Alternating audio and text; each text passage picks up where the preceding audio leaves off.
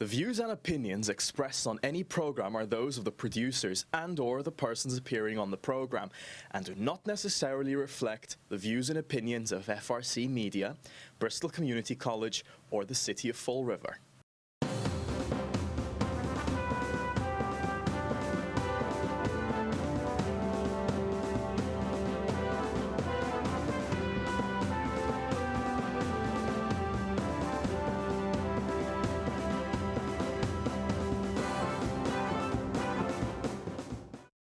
Welcome to Spindle City Straight Talk. I'm Chip. And I'm CJ. And it's Friday.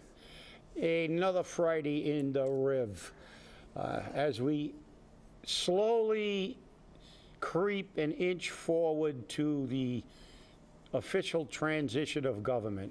Yep. As a matter of fact, our mayor-elect was here for the taping of a show before ours. Really? Yes, he was. You missed him. He was with the state delegation. Oh, well. I hope they don't poison his mind already. He asked me if I was stable today. I told him I'm always stable. He says, well, maybe not. You should have resembled that remark. I do resemble that remark. Yeah, well, again, since we had that state delegation, we might as well start off the show with Somerset Zoning Board okay scrap metal business despite citizen opposition. Again, just like our state delegation, they don't care what we want. They're only our representatives. So my advice to the Somerset residents, vote them out. That's it. Well, actually, it was the ZBA, so yeah. I think they might be appointed. Maybe they are elected because the town. Yeah, well, whoever elected them, you whoever dump. Put them in there, get rid of them. Yeah, exactly. That's, yeah. I mean. But you know what's interesting? We're screaming that we need to build up our waterfront. We've got a pristine waterfront. That pristine waterfront. That pristine waterfront is now going to have scrap metal and salt piles. Yeah. Which is going to pollute the water. Exactly, scrap metal. And what's worse than scrap metal, you know, and it's... Well, and guess what? They're putting the salt piles right there, so they should rust the scrap metal. Exactly. And they're near a river. Right. Which is salt water. It's brackish water, actually. Brackish, yeah. Well, it's enough salt to corrode. Exactly. You know. I'm not sure if that's totally brackish. I think it might be more salt, but I dove in it, but I didn't drink it. It's worse when the tide is high. Yeah, that's for sure. Well, yeah, because more salt water comes in, obviously. That's right. That's and right. for those of you who don't know what brackish water is, it's a mixture of fresh and salt water. So that's it. Vote them out. I know it's a board, zoning boards, like our zoning boards are appointed, but what you do is you dump the people who put them in. When they ignore the will of the people, it's time to dump them. So while we're on abuses of power, former Dartmouth State Police Barracks commander indicted for fraud. I know you called me about this one last night. Yep. Because actually I did know a former barracks commander, but it wasn't him, and I would have been very surprised if it was. Yep, a former lieutenant that was assigned to Troop D of the Troop D is Dartmouth, by the way. Yep. Of the Massachusetts State Police, indicted in connection with submitting claims for holiday pay that he never accrued. Hey, guess what? Yeah. Maura Healey going after the state police. But like you know, we had with the overtime scandal. Right. You know, with putting in for overtime. Now it's holiday pay, and soon it'll be something else. But look, just like everything else, there are bad apples in every barrel, and you can't condemn the whole barrel. But the public allows that to pollute the whole barrel, and a bad apple may wreck a barrel, but there are a lot of good police officers in all of these. And I know, actually, I've known that individual who's on the state police for years. He was a very conscientious and dedicated guy, and I know he always did the best he could in his capacity, so. I got into an argument, and you can understand this. 'Cause, Well, you got into an argument? yeah, I did. It's just like, that's almost as surprising as if I got into an argument. Right, exactly. But I got into an argument with somebody in state government last night after I had my dinner at Greg's. You just had to get that I in. just had to get that in there. I had a delicious apple strudel with raisins. Patrick wanted to buy you one. He said, and leave it on the desk and say it was a Christmas gift. Yeah, and I was a little disappointed in the strudel I got from there the other day. And it wasn't because the strudel was bad. But I waited an extra 15 minutes because they were coming out of the oven. Yep. And somebody in the back didn't realize you shouldn't put the paper on top when the frosting's warm. That's right. So when I got home, I put it in the refrigerator because actually I like my apple pie, unlike the most paper people. stuff. I like mine cold. Most people want their heated apple pie heated. I like mine cold. It's like revenge. It's a dish best served cold. That's right. But apple strudel, I took it out. I opened the box and I was, fraught with anticipation. And then I look and the wax paper's on top, and I went, oh no, don't tell me. And I pulled it out, and virtually all the frosting on the, and that there's only frosting on the apple strudel with raisins. The one without raisins has powdered sugar on it. So I lost most of my frosting. So That would just ruin my day. It was really disappointing. But so you guys went to Greg's and you had to rub it in. Good. Well, you got into an argument. Let's get back to the argument. Yes, I got into an argument because, again, this guy here, who's a state police officer, Yeah. he allegedly stole $11,538.56. And I said, well, if the state would take the time and allow the employees to pay into the Social Security system by FICA, then when things like this happen, you could revoke their pensions. But because they have no Social Security to fall back on, you can't revoke their pensions because then they have no money to live on. They'd be homeless.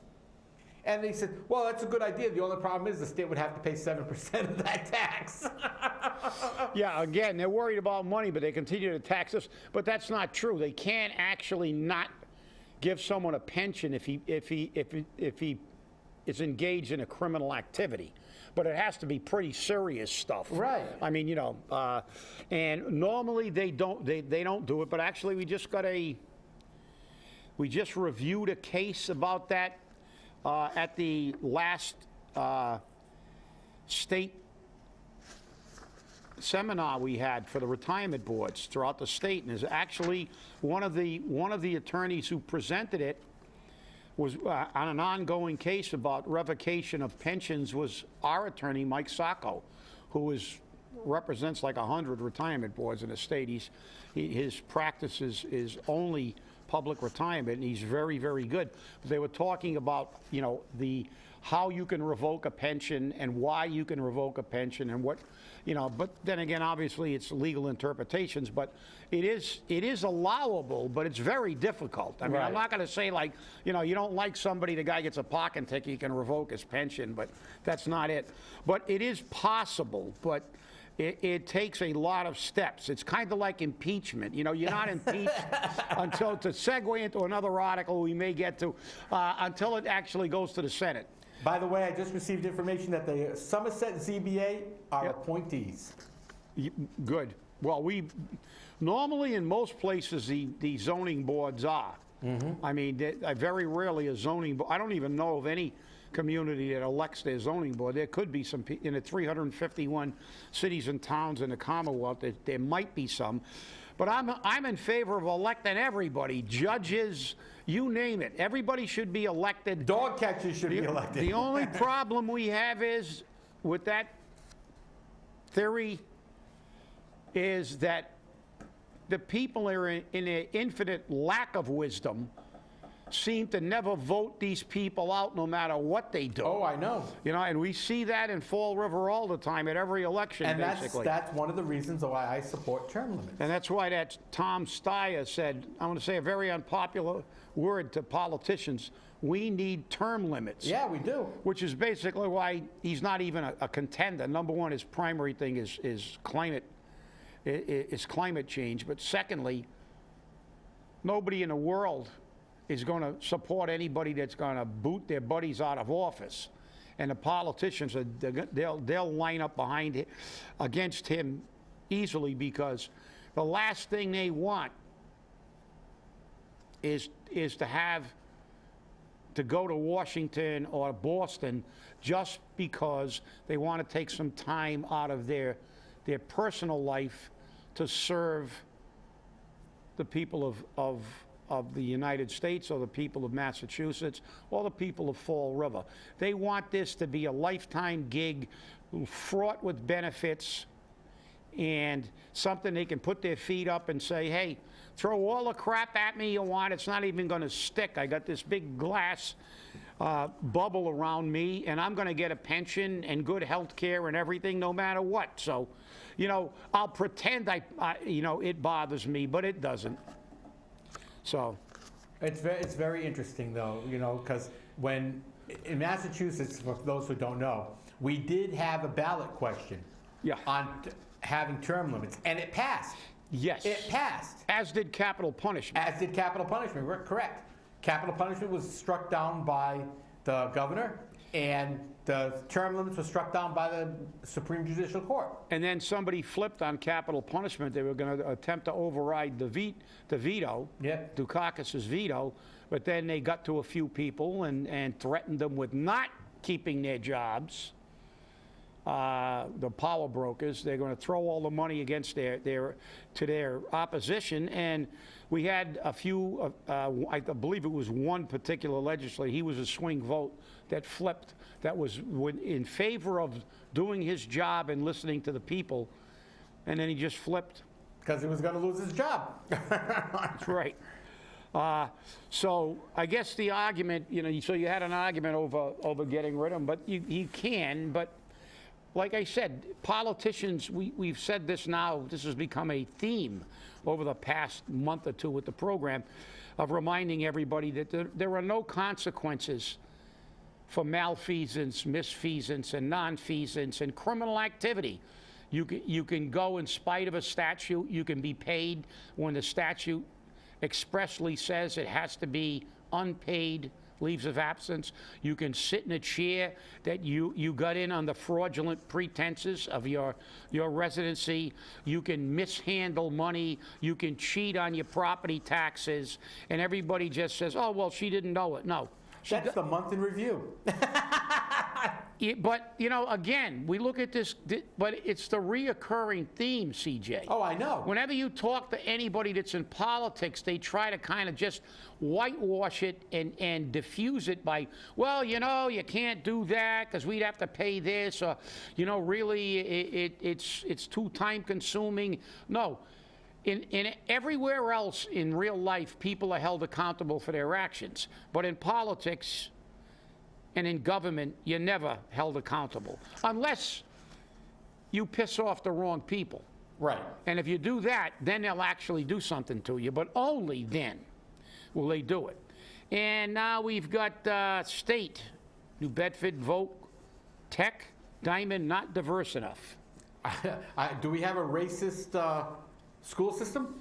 You know, this is just getting so out of control. And of course, the knee-jerk reaction, and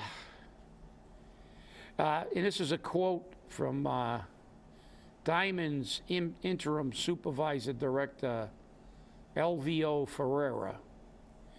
And the quote is, quote, "It's a little bit alarming, obviously," unquote. Why is it alarming? The only time it would be alarming, I mean, do you think that's maybe it's me, and you can disagree, and so can the viewers. But talk about a knee-jerk reaction, because we're all worried about, oh, diversity, oh, we're racist, we got a racist vocational system. Well, as far as I know, Diamond Vocational, you can apply to Diamond, there's no prohibition on anybody applying. No, there isn't. And it comes from the area. It is a regional school. They're regionals. Well, here's the thing, though. But let me finish this thought. Now, if this guy said this after they did a study and found that there were applicants that were unilaterally rejected because of their ethnicity, or for other reasons, religious, then they could say, well, that's alarming. But you know what this ends up being? This ends up, this is the precursor, and Karnak is going to make another prediction. Karnak predicts reverse discrimination. What they're going to do is make mandatory quotas in the vocational schools and deny somebody else admission that may be more qualified to be a student. So, look, they're not diverse enough. They have open enrollments. As far as I'm concerned, they don't have any control over who enrolls. If they don't, that's your problem. Go market. If people don't understand that a vocational education in today's society, for the average person, unless you're smart enough to go get an education and get a degree in something that is very lucrative, Not if you're going to be weaving. not basket weaving or medieval English literature, market it. Market your vocational ed to the community in general. Or you want to target mark to diverse groups, go ahead. Those are occupations that are really well thought out. I mean, you got no problem. I mean, see, because this again is a reflection of the society. The knee-jerk reactions that create an unfair playing field for the average person. Well, what's interesting is Jeff Riley, the Massachusetts Commissioner of K-12 Education, wrote to the schools in November. This is both schools. Enrollment data reveal discrepancies in the school's population of students with disabilities, low-income students, students of color, and English language learner, according to copies of the letters obtained. Okay? James O'Brien, Superintendent Director of Voc Tech, which is New Bedford, declined to be interviewed. Okay, that's fine. He emailed a statement in which he said, equal access to public education is our, quote, most fundamental right as Americans, and a guiding principle at Voc Tech. The school welcomes reviews by the state and by 3 sending school districts, he said.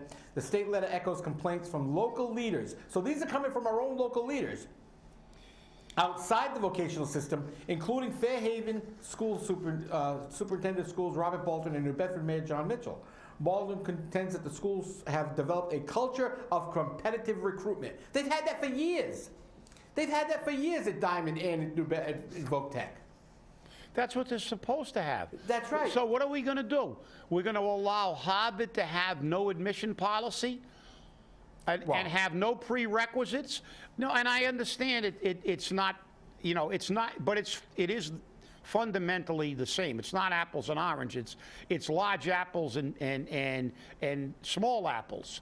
But the reality is, did they ever think that a lot of these people don't want a vocational education? Number one, they're talking about handicapped people. Vocational ed means that they need certain dexterity skills. That's right. So that may preclude some people. So they just make an umbrella because they want to be politically correct. And they cite these statistics. Okay. New Bedford High School did not have a white majority. The schools were 44% Hispanic, 32% white, and 17% African American. Well, the Fall River schools, Coogan was condemned for saying that we don't have a white majority in Durfee. Well, that's just a fact, just as this is a fact. Right. But the fact is the populations, the demographics. I still believe we probably have a higher white population in the city of Fall River, but most of them do not have children in high school.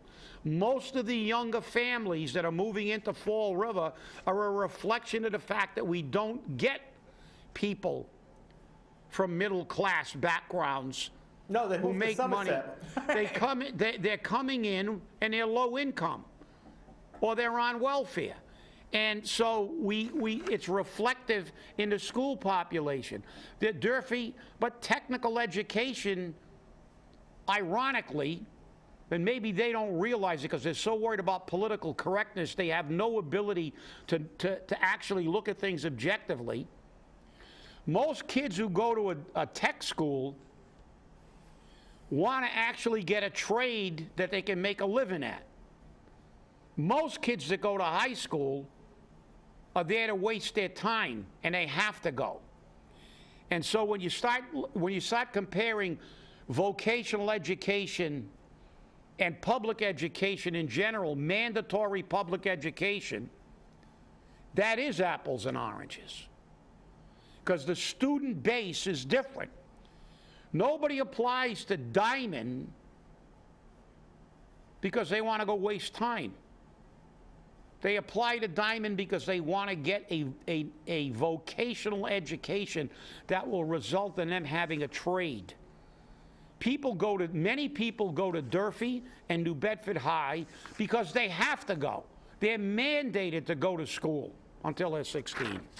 So this is another example of how this, especially in Massachusetts, how the society is they don't even care about what this vocational education was created for. Now, if we had an article saying, well, forget about diversity. We need far more vocational education. Let's earmark more money to increase the amount of students vocational education schools can handle. I'd listen. But that's BS. That's what that is.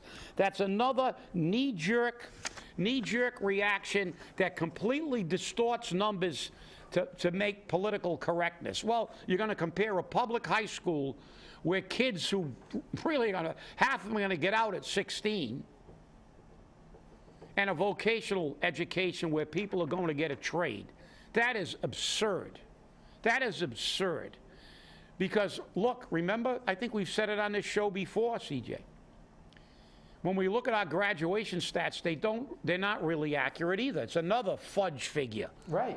Because what they do is they take the people that start their senior year and who graduates. That's right. They don't take the number of students enrolled as a freshman and how many people graduate.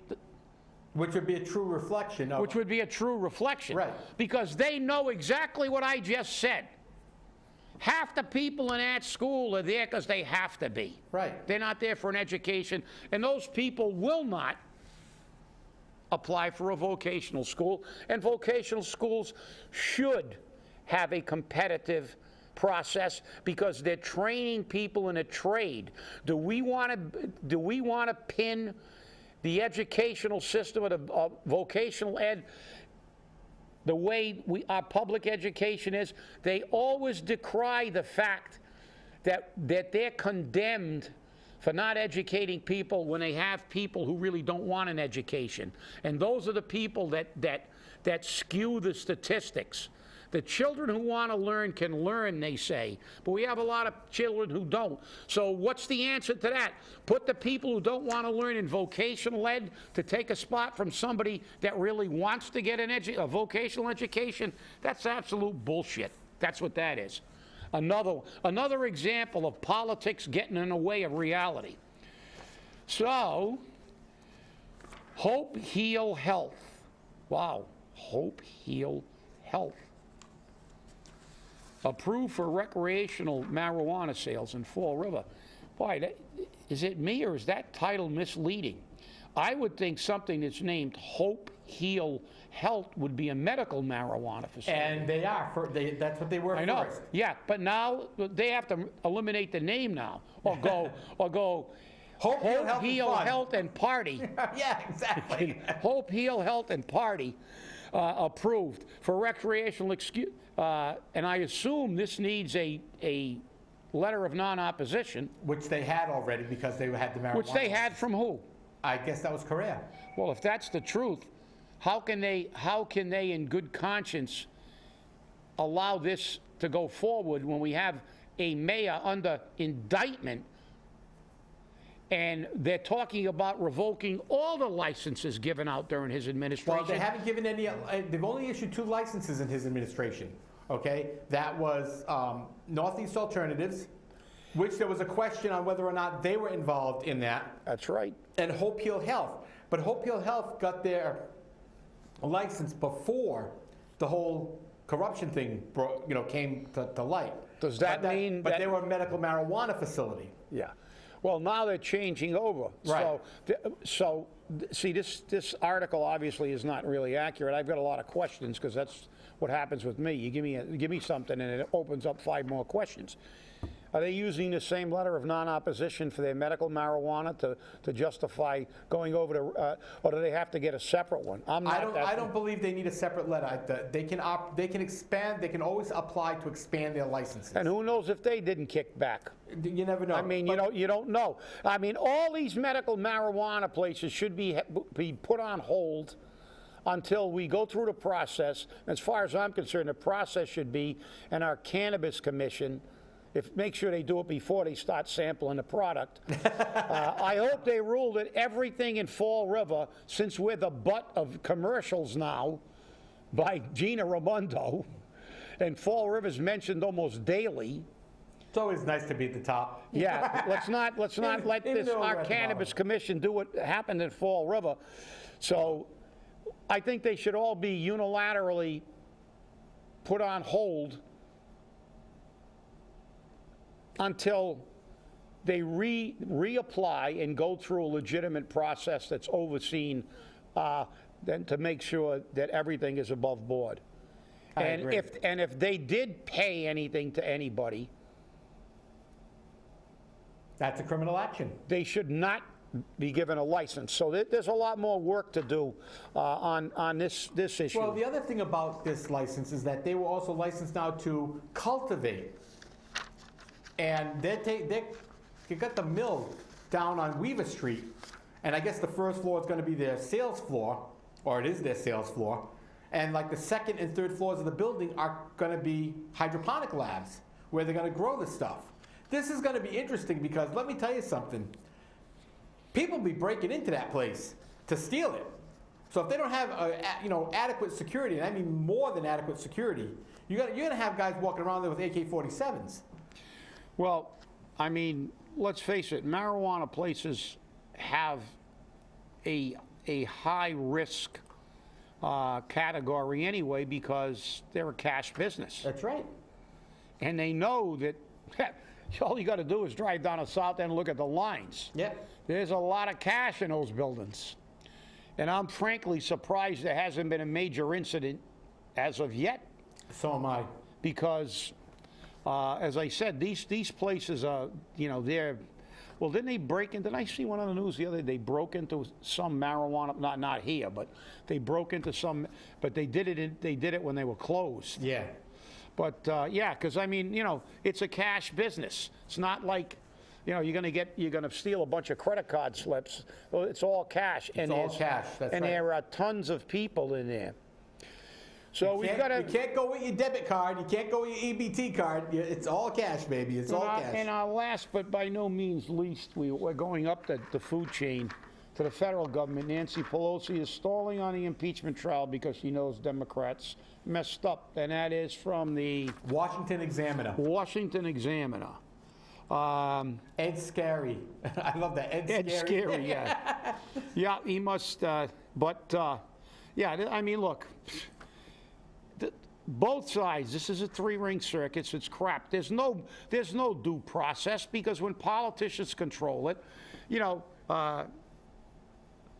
Schiff could tell people, could stop anybody from questioning anybody.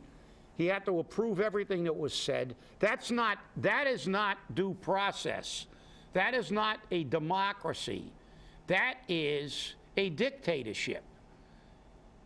And the Democrats did it. And the Republicans will do it on their side. So anybody that thinks this is an exercise in democracy has some serious issues with actually looking at what's going on. I mean, look at the thing. They couldn't, the Republicans couldn't do anything. Now it's the Republicans' turn to do to the Democrats what they did to them, which neither is right. And the Democrats are objecting again. So, hey. I object.